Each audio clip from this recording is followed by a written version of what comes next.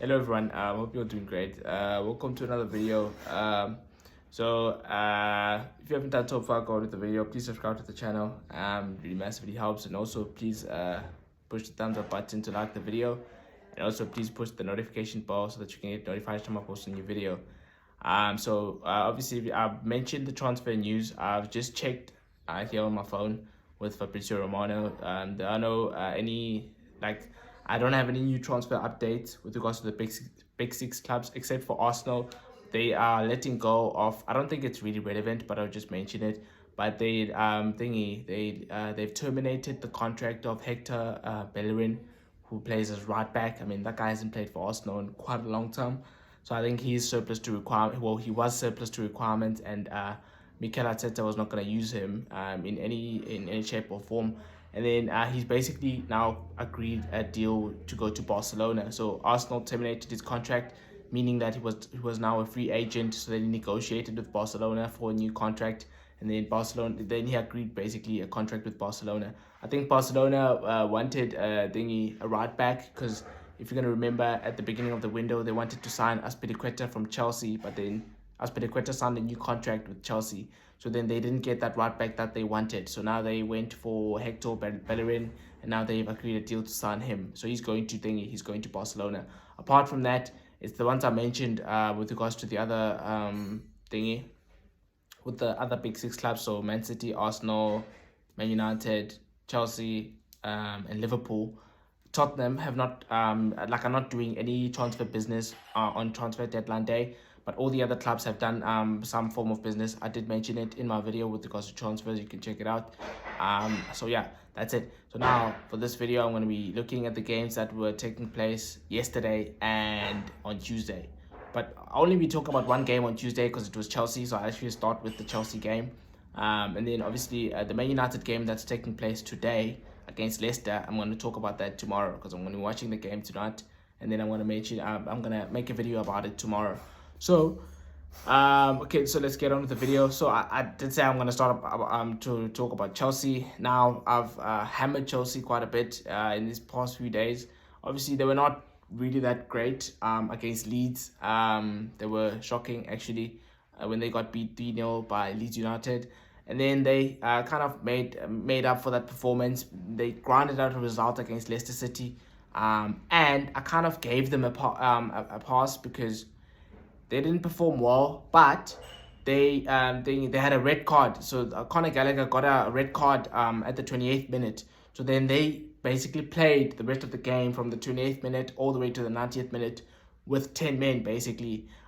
So I thought it's a good thing when you don't play well and you grind out the result. So they grinded out the result, especially also with the fact that they were playing with 10 men, because it's not easy playing against 11 men when you have 10 men on the football pitch. And they played for the majority of the game with 10 men, and they still managed to win. So I think I gave them credit for that. But obviously against Leeds, they were really, really, really bad. And and actually, if you remember, in my in the video where I was previewing the games, so I did this video on Tuesday. When I was previewing the games, I said I think Chelsea are going to struggle against Southampton because of how they struggled against Leeds United.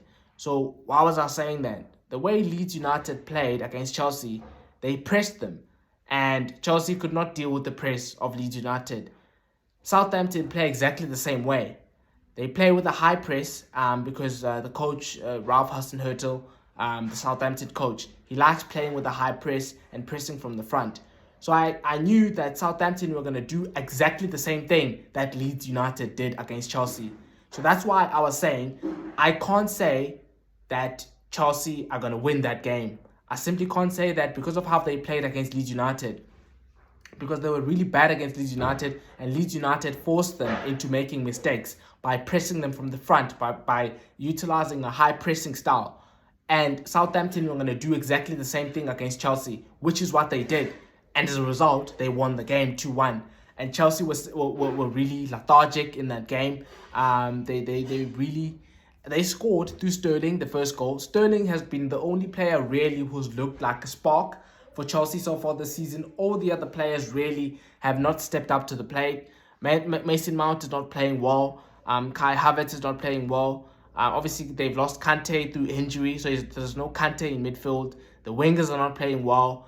And also, I thought another thing that they missed in that game was Reece James, because Reece James, I think, had an illness, so therefore he could not play in the game, and they had to play, I think, Azpilicueta as the right wing back, or they played Azpilicueta as the right centre back and Loftus-Cheek as the right wing back. I'm not quite sure. I don't quite remember. So I thought that's also another thing that basically made them struggle, because Reece James is one of their more creative players, and he is the main guy who really, he's like their Kevin De Bruyne, if you like, whereby he kind of creates everything for them from that right wing back spot, and he was not playing in the game, and that was evident. But Sterling really has been the guy who's played at a very high tempo, who's looked the most likely to score, who's really looked promising. He's gotten in some good positions, but all the other guys really, they have not played well for Chelsea. And against Southampton, they didn't even deserve to get a draw.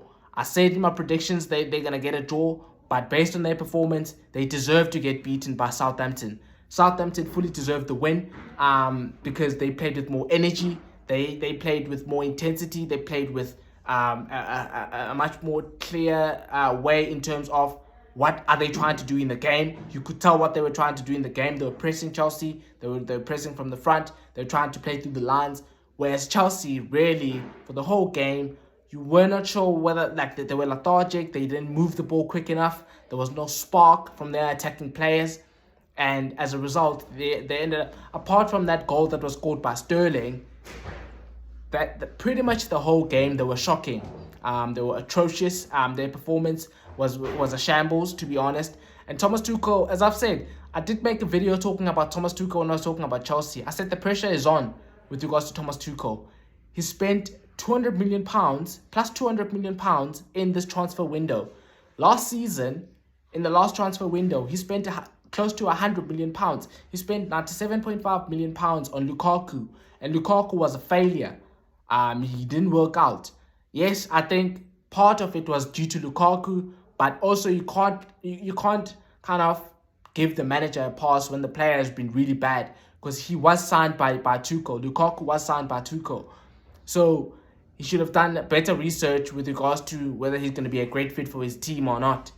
And he was not a great fit, and that's £97.5 million down the drain, basically.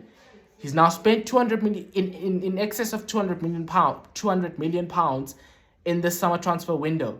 He has to at least win a trophy, and he has to get closer to Manchester City and Liverpool. I'm not saying he needs to win the league, because I don't think he's going to win the league. So I think it's irrelevant for me to say he needs to win the league, because it's not going to happen.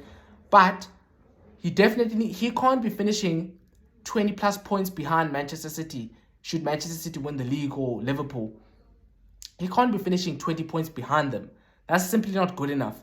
You can't spend in one transfer window £200 million plus in transfers and then not improve. He has to improve in terms of their performances, in terms of their results. Last season they fell off a cliff, really. They started really well, and then they couldn't cope in that December period. That December period in the Premier League where it's really busy, playing every 3 days. Going on to January, that's when they crumbled, basically. And then they lost, like they drew that game against Liverpool, they lost against Man City, then they were like 15 points behind Manchester City, and then it was pretty much over. They were never going to win the league from that position. Excuse me. So last season they fell off a cliff and they couldn't win the league. There were a lot of people last season saying anyone who finishes above Chelsea is going to win the league. A lot of people backing Chelsea to win the league last season, and I thought that was blasphemy, to be honest, because you can't say, like, I don't care how good you are and whether you've won the Champions League. The Champions League is different to the Premier League. The Champions League is 12 games. You play 12 games to win the Champions League, because you play 6 group stage games. I think it's actually 13. I think it's 13. You play 6 group stage games, and then you play 2 legs in the round of 16, quarterfinals, semi-finals. So that's 2, 4, 6, which makes another thingy, another six games, which takes it to 12, and then the extra game, which is the final, which is 1 game, that makes it 13. So basically, you have to do, like, you don't actually have to win 13 games, but you have to do, obviously you have to get through the group stage, and you have to win your ties in the round of 16, quarterfinals, semifinals, and win the final. So it's 13 games. The league is 38 games. That's vastly different. Like it's two different competitions. In the Premier League, you're competing against, obviously you're going to compete against teams like Man City and Liverpool, but also you're going to come up against teams like Burnley, Watford, or even though those clubs have been relegated, but like you're gonna come up against Everton, you're gonna come up against Leeds United, you're gonna come up against Southampton, who don't mind drawing against you. You're gonna come up against Crystal Palace. They're gonna sit back and play a low block and defend a 0-0 scoreline because they don't care whether they lose or they draw against you. If they win, great, but if they draw, that's a superb result for them because they know that whether they lose or they draw or they win against you, that's not going to determine the outcome of their season because what they want to do is to stay up in the league. They're not interested in winning and being top 10 or being top 6. They just want to stay in the Premier League. So therefore, they're going to try and frustrate you and they're going to try and play out a 0-0 draw. So that's different to the Champions League where when you're playing in the knockout phases of the Champions League, every team wants to win. If you're in the knockout stages of the Champions League, you don't have time to be playing out a 0-0 draw. You want to win the game because that's what you're there for. You're not there to play out the 0-0 draw. You're in the competition to try and win the competition. So I thought it was blasphemous for people to think that just because Chelsea won the Champions League, they were going to be able to win the Premier League. And as they showed that they are still not capable as of yet to win the Premier League. Until we see what I go with is that until I see it, I'm not gonna believe it. I can't bet my money on you winning the league title until I actually see you challenging. If I can see you challenging and I see you play at a consistent level from let's say August when the season starts to about March, then I can say you have the potential to win the league. But I can't just look at you, you've won the Champions League and say, well, you're going to win the league. It doesn't work like that. If it worked like that, then Manchester City would have probably 4 Champions League titles by now. 4 Champions League titles by now. But they have 0. That tells you that the Champions League and the Premier League are 2 different competitions. It's 2 different ball games. Because Manchester City have 4 of the last 5 Premier League titles and they have 0 Champions League titles in the last 5 seasons. Well, in their history, but I'm just putting it in context that you can't use what happens in the Champions League and use that as a determining factor with regards to what's going to happen in the Premier League because it just doesn't work like that. So I think Thomas Tuchel will be under huge pressure. He's already under huge pressure right now. Obviously, I've already mentioned in my transfer video that they have signed Aubameyang, who is a goal scorer. So probably he's going to help them score some goals. Because they simply can't score goals. Sterling has been the only guy who looks like scoring a goal so far this season for them. All the other guys are kind of like they're not reliable on the offensive end. So they've signed Aubameyang, and Aubameyang has shown previously in the Premier League that he can score goals. He did win the Golden Boot, and I know it ended a bit sour between him and Arsenal towards the latter stages of his career at Arsenal, but he has proven previously that he can score goals in the Premier League. He did score, I think, 22 goals this one season when he won the Golden Boot in the Premier League.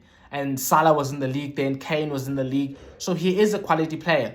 We certainly can't say he's a bad player. I know it didn't end well with him and Arsenal and Mikel Arteta and all of that stuff. But he is definitely more than a good player and he is capable of scoring goals. So we'll see what he does in the Premier League. But I think there's huge pressure mounting on Thomas Tuchel with the fact that he started the season off very poorly. He's lost 2 games out of the 5 games that he's played so far. He's drawn the other one and he's won 2 games. And both games he's won, he hasn't performed particularly well. Against Everton, they were really bad. They were helped by Everton's bad decision-making on defense when they gave away a penalty on the stroke of halftime. And then against Leicester, they didn't play well. And I didn't actually watch the game, so I don't know how Leicester played. But Leicester are currently bottom of the Premier League because they have 1 point from their opening 4 games. So I don't think it's really an achievement to beat Leicester, especially when you've beaten them without actually putting a great performance against them. So I think it's really it's a tricky time for Chelsea and Thomas Tuchel, and I think he's going to be under a huge amount of pressure if he doesn't start improving and he doesn't start having a clear style of play. Like, it's so easy to play against Chelsea. Every team is kind of licking their lips when they play them because they get pressed, they can't retain the ball, they can't score goals, they can't defend. So obviously they've lost Rudiger.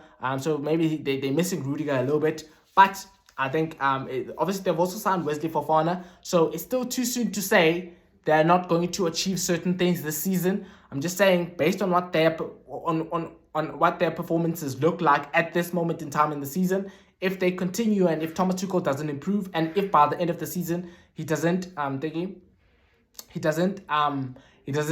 make top four, or he doesn't get closer to Manchester City, I think he will be lucky to keep his job. But obviously he's lucky in the fact that there's new owners at Chelsea who are probably not going to be comfortable with sacking a manager, because they are like, it's the first time they're experiencing this whole thing of owning a football club. So I think, but I think Thomas Tuchel is massively underachieving because at this moment in time, because the squad is good enough. You can't say the squad is not good enough, because it's not like they were beaten by Man City or Liverpool or Arsenal. They were beaten by Leeds United, by Southampton. Those are not teams that should be beating Chelsea. Or they can beat them, but at least Chelsea should put up a fight against them. They can't play the game like looking like they're disinterested, looking like they don't know what they're doing, which is what Chelsea are doing at this moment in time. So I think, I think that it's worrying times for Thomas Tuchel and Chelsea, and they really look well off the pace as it stands at this moment in time. Sterling is really the only player who looks like he's going to create something or he's going to score a goal. Apart from him, really, it's hard to kind of pick any positives from the team. They're really in atrocious form at this moment in time, and they're really bad against Southampton.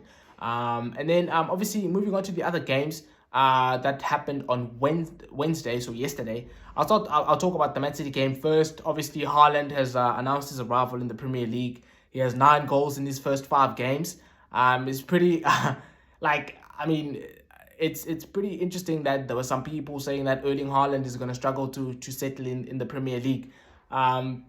And he's going to struggle to kind of fit into the Man City style of play. And Pep Guardiola can't play with the centre forward. He's played with a big centre forward before in Zlatan Ibrahimovic, and it didn't work out. Now, I'm not saying that Erling Haaland is the greatest signing in Premier League history or whatever, but I'm just saying it's pretty damn interesting with the fact that, like, it's a pretty good way to answer your critics. If people are going to doubt you and you, in your first 5 games, you score 9 goals and you already have 2 hat-tricks in the Premier League in your first 5 games. Actually, there's quite an interesting stat. So Erling Haaland has broken quite a few records in the Premier League, even though he's played 5 games. He's basically the first player to score 9 goals in the month of August. He's the fastest player to get 2 Premier League hat-tricks in the Premier League, because it took him 5 games not actually 2 Premier League hat-tricks, to get back-to-back hat-tricks. So it took him... what am I saying? Actually, I think there's quite a few players who've gotten back-to-back hat-tricks. I think it's Thierry Henry, and it's... I did actually hear someone talk about this. Henry's the only guy, or Henry, as the French say it, because it's not Thierry Henry, it's Thierry Henry. But basically, I think Haaland is the fastest player to get, I think, 2 hat-tricks in the Premier League, because he's done it in 5 games, where the next best, I think, is 21 games or something. I'm not quite sure if I'm getting that stat correctly, but another one is he also has he has the lowest goal to touches ratio in the Premier League. So he's basically scoring with every 14 touches he has in the Premier League. So he's basically one of the... In his first 5 games, I think he has 101 touches and he has 9 goals. And there's quite a few people who are making a big thing out of the fact that he has a few touches in a game. But what I usually say is that I don't care whether you have 200 touches or you have 1 touch. If you have 1 touch and you score a goal, that's a better performance than you having 200 touches and not getting a goal or not playing a role in terms of a goal that was scored by a team. So I don't think it's necessarily important how many touches you have in a game. What's important is what impact are you having in the game. And Erling Haaland is certainly having a huge impact in the game so far. And he actually scored with his first touch yesterday. The first time he touched the ball, it was his goal, because he didn't touch the ball at kickoff, because Nottingham Forest are the ones who were kicking off the game. So his first touch in the game was his first goal in the game, and he's obviously scored a hat trick inside the opening 38 minutes. And he actually, this is actually quite interesting as well. He actually has almost an identical start with Sergio Aguero at Manchester City, because Aguero had 2 goals in his first game. Same with Haaland. He didn't score in his second game. Same with Haaland.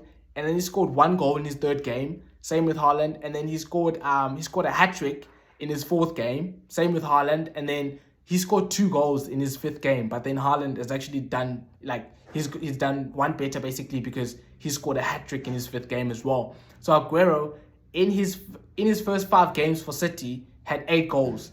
Erling Haaland has none. So it's actually quite interesting, the fact that Aguero is a City legend, was City's all-time record goal scorer, and Erling Haaland, who basically is his replacement, has exactly an identical start to the one Aguero had when he came to Manchester City in 2011. So that's some interesting stats. I think it's a pretty easy choice in terms of who's player of the month in August, because the next best player in terms of goals in the Premier League so far is Mitrovic with 5, and Haaland has 9. So I think it's a pretty obvious one who's going to win player of the month. Actually, it's pretty obvious in the Premier League and at Manchester City. I'm pretty sure Erling Haaland is going to win player of the month in the Premier League and at Manchester City. Probably Mikel Arteta is going to win manager of the month, because he has 5 wins from the first 5 games, which that's the best record so far. City have 4 wins in 5, and they drew the other one. So I think it would be unfair on Arteta if he didn't win the manager of the month. I think it's pretty obvious that he's going to win it. But obviously, Haaland has had a huge impact at Manchester City so far. Really, really top player, this guy. I mean, it's pretty daunting as an opposition player to think how you're going to defend Haaland, because if you press, he's going to get in behind you, and you're not going to get him because he's rapid, he's really quick. And then if you don't press, he's going to find the spaces because of his movement, and he's going to score anyway. So, if you try to get tight to him, he's going to manhandle you, and he's going to find space, and he's going to score. So it's really an interesting thing. It's an interesting dynamic for the opposition teams with regards to how they're going to try and stop Haaland, and how they're going to try and stop Manchester City. And I also actually heard that some managers have basically gathered for a meeting to discuss how they're going to try and stop Haaland. So I think you must be pretty good if you're going to have opposition managers kind of scratching their heads with regards to how they're going to stop you. But obviously, enough with the Haaland talk. It was a great result for Manchester City yesterday. 6-0 win against Nottingham Forest. I think Nottingham Forest they sat back in the game. They played a back 5, so they played a formation of 5-3-2. And they were not good enough in possession in the game. And because they were not good enough in possession, they could not hurt Manchester City. Because you have to be brave in possession if you want to cause Manchester City problems. You have to run at their defense. You have to play balls in behind their defense, because we normally play a very high line. So if you have pace and you get in behind our defense, you can give us a few problems. But because Nottingham Forest could not get hold of the ball, and they couldn't keep the ball, so they couldn't keep possession. Actually, there was a 5-minute spell in the game. I think it was in the first half where Manchester City had 97% possession, and Nottingham Forest had 3. So I think that kind of pretty much sums up what happened in the game, in that Manchester City pretty much dominated every department of the pitch, because every time Nottingham Forest got the ball, Manchester City pressed them, and because Nottingham Forest are not good enough to play through the press and to keep hold of the ball, they kept giving the ball away, and therefore that meant they could not really threaten Manchester City. And really, it was a matter of how many goals Manchester City are going to score, because they were always going to score, even though they were playing a back 5, Nottingham Forest, because the movement of Haaland, even if you're playing a back 5, your defenders are just going to, he's gonna basically he's gonna keep running at the defenders and making those smart striker movements, and he's always gonna find space, and the City players are always gonna find him. So it was never in question whether Manchester City could score in the game. It was whether Nottingham Forest could put up a fight, and they couldn't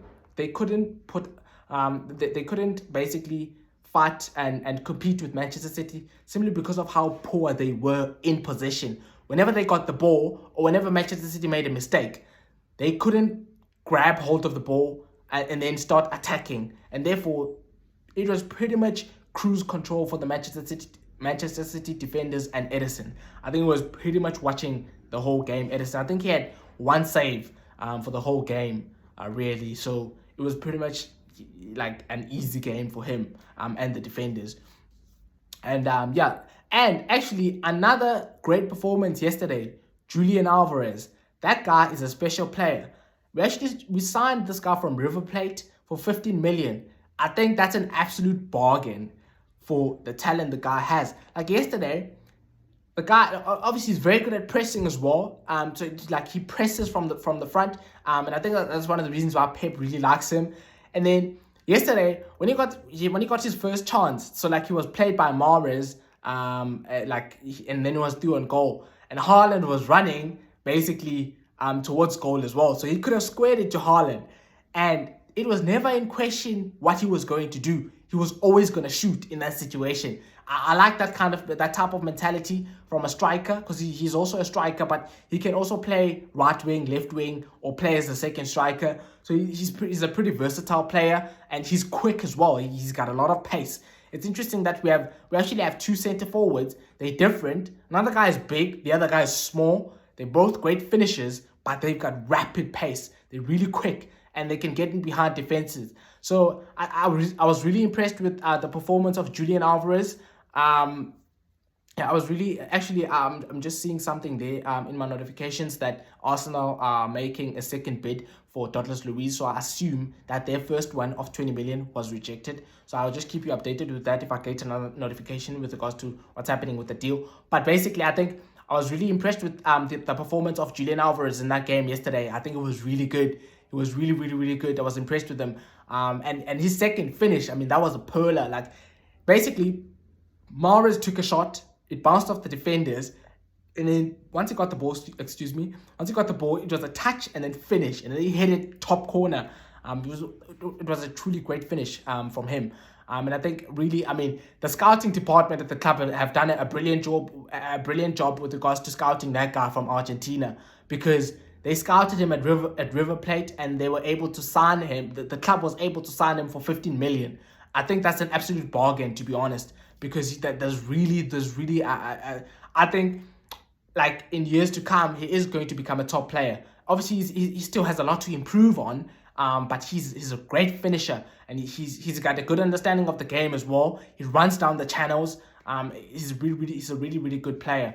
And I think, for the price, I mean, in today's market for 15 million, I think it's a really good buy from City. And I was really impressed with him and his performance yesterday.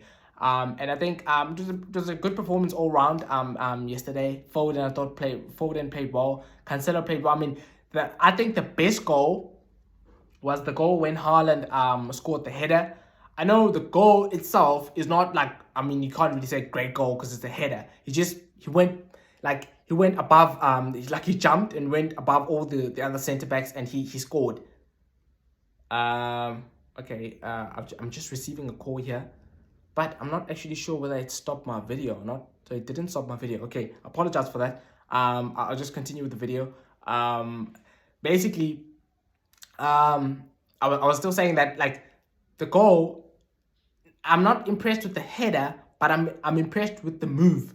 So, like, it started with Cancelo, and Cancelo hit the ball with the outside foot, and then it went to Foden. Then Foden basically headed the ball back into the 6-yard box, and then John Stones headed the ball towards Haaland, and then Haaland scored. But I was just impressed with the outside foot cross from Cancelo. I think was a great cross from him. So that's why I think that was the best goal. But I think also the goal from Alvarez when he hits the top corner, I think that's also a great goal. The Cancelo one, I think the defenders could have done a lot better, even though it was a screamer from 18 yards where he hits the ball in the top corner. But they kind of gave Cancelo all the space for him to hit that shot. So I think the defenders could have done a lot better defending that situation. So I think it was a great performance all round from City yesterday. Clean sheet, 6 goals, win. I think it's great performance all round from the team yesterday against Nottingham Forest. And then obviously going on to the the other game, which is so I've mentioned Southampton, Chelsea, and then City. So Arsenal were also playing yesterday. Let me just do Liverpool and then I'll do Arsenal. So Liverpool played against Newcastle yesterday, and I didn't watch the game because I was watching the City game. And basically, from what I was hearing, Liverpool were lucky to get the win against Newcastle because they were really not good on the day. So basically, what matters is the win, I guess you can say that, because Newcastle is a tough team to play against. I think Eddie Howe is really drilling his players, and they're really a tough opponent to play against, as it showed when we played them at St James's Park and we were 3-1 down in the game.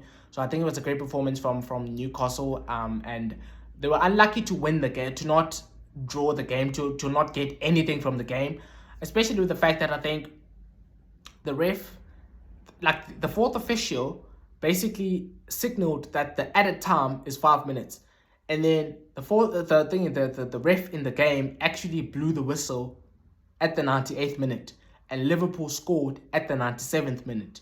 So I think Eddie Howe is going to feel hard done by with the fact that the game was still going on at the 97th minute, because even though Nick Pope basically did time waste, his time wasting only lasted for 30 seconds because he got the ball and then he laid down on the floor for like 30 seconds and then he got up and then the game was going basically. So I think I would have understood if the game went for an extra minute, so if it ended at the 96th minute, but 97th, 98th, I think that's pushing it a little bit with regards to the referee there. But obviously, nevertheless, Liverpool don't care. They won the game.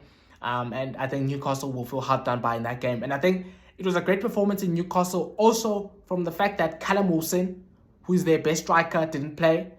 Saint Maximin, who's one of their better attacking players, didn't play. Bruno Guimaraes, who is their best midfielder, didn't play. So 3 of the starting 11 of Newcastle didn't play, and they still gave Liverpool a tough game at Anfield. So I think that just tells you that it was a great performance from Newcastle, and they really dug deep in the game, and they competed for sure. And I'm sure Eddie Howe would have been proud of his players with the performance that they put on against Liverpool. And obviously Liverpool, I thought Harvey Elliott played well. When I was watching the highlights, I thought Fabio Carvalho played well. Obviously Firmino got a goal. And then Isak, the guy who was signed by Newcastle from Real Sociedad, I think he looked really good in that game. He scored on his debut, and it was a great finish from him. And I think he actually scored a second goal, but it was offside. He was marginally offside. So I think it was a good start to his Newcastle career and to his Premier League career. So I don't think I can say much about Liverpool. I mean, I've mentioned Liverpool in terms of I think they should go out in the market and get some more midfielders to add to the ranks.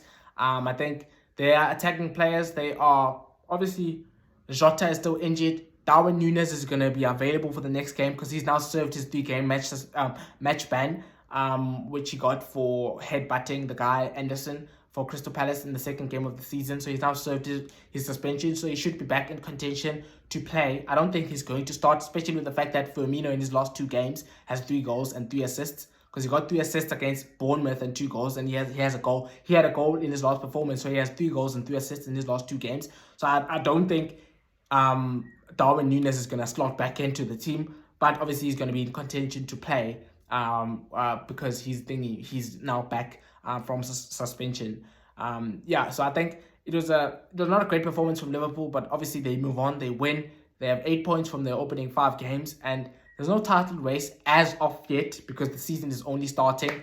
But I think it's not been a great start to Liverpool's season in terms of their performances, in terms of their results. But when you're not playing well, you just need to try and grind out the wins, and that's what they did against Newcastle, and capitalize on poor decisions from the referees that go your way, which is what they did last night against Newcastle. So I guess Jurgen Klopp is going to have no complaints. He's just going to move on from that performance, try and get a better performance in the next game against whoever they're playing. I'm not sure who they are playing. Obviously do a video on that tomorrow. But yeah, like they move on basically. I think it was a good performance from Newcastle, but yeah.